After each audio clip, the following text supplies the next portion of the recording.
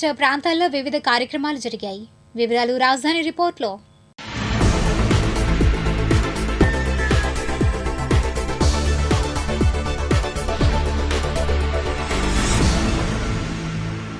తుళ్లూరు మాజీ ఎంపీటీసీ జొన్నలగడ్డ కిరణ్ కుమార్ తన సొంత నిధులతో తుళ్లూరు మండలంలోని అన్ని గ్రామాలలో నిరుపేద కుటుంబాలకు చెందిన చిరు వ్యాపారులకు తోపుడు బండ్లు, టిఫిన్ బండ్లు, కూరగాయలు అమ్ముకోవడానికి బండ్లు గత కొంతకాలంగా చిరు వ్యాపారులకు అందిస్తూ ఇప్పటివరకు సుమారు 200 దాకా అందజేయడం జరిగింది. ముందు ఇంకా కొంతమందికి అందిస్తామని తెలిపారు.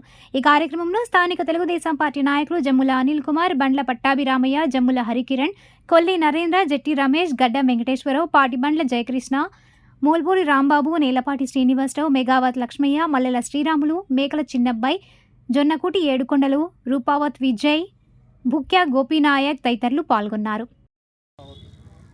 మన ప్రీతమ నాయకులు ఆంధ్రప్రదేశ్ ముఖ్యమంత్రి నారా చంద్రబాబు నాయుడు గారు, మా యువ నాయకులు నారా లోకేష్ గారి స్ఫూర్తితో తుళ్లూరు మండలంలో వివిధ గ్రామాల్లో గత కొన్ని రోజుల నుంచి సుమారుగా గతంలో 103 బళ్ళని, ఇస్త్రీ బళ్ళని, తోపుడు బళ్ళని, ఫ్రూట్స్ అమ్ముకోవటానికి, కూరగాయలు అమ్ముకోవటానికి, అదేవిధంగా టిఫిన్ బళ్ళు ఏర్పాటు చేసుకోవటానికి టిఫిన్ బళ్ళని 103 బళ్ళు మండలంలో వివిధ గ్రామాల్లో గతంలో ఇవ్వటం జరిగింది.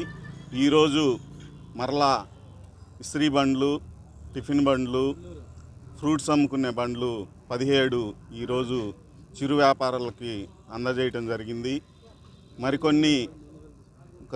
కొన్ని రోజుల్లో మరికొన్ని కూడా అందజేయటం జరుగుతుంది.